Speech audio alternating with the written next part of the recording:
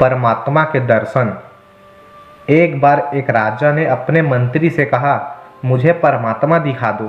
राजा का हुक्म था, इसलिए मंत्री बहुत परेशान था कि परमात्मा के कैसे राजा को दर्शन दिखाएं। उसी विचार को लेकर मंत्री छुट्टी पर चला गया और उदास रहने लगा।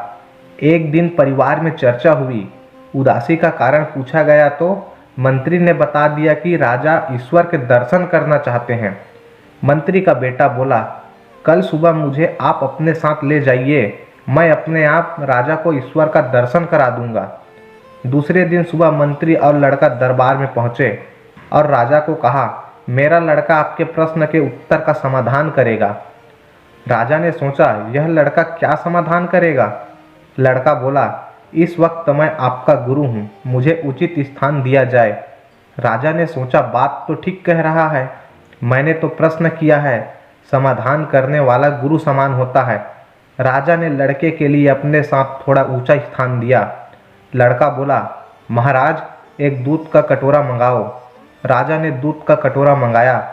लड़का बोला, महाराज इस दूध में घी है। राजा बोला, हाँ है। लड़का बोला, पहले मुझे आप उसका दर्शन कराओ। राजा बोला, तू मूर्ख है, घी के दर्शन ऐसे थोड़े होते हैं।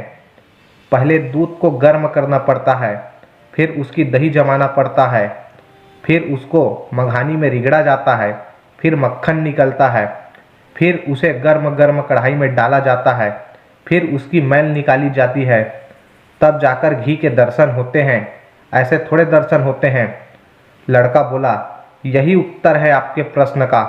पहले इंसान को तपना पड़ता है, फिर उसको जमना पड़ता है, फिर उसको साधना करनी पड़ती है, फिर उसको ज्ञान की अग्नि में तपना होता है, फिर उस ईश्वर के दर्शन होते हैं।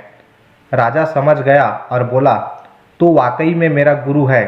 ईश्वर को जानने के लिए बहुत कुछ करना पड़ता है।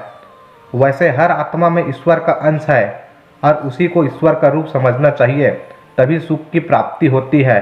यह भी संसार का एक नियम है। आशा करता हूँ दोस्तों ये कहानी आपको ज़रूर पसंद आई होगी। अगर कहानी पसंद आई तो वीडियो को लाइक, कमेंट और सब्सक्राइब जरूर करें। धन्यवाद।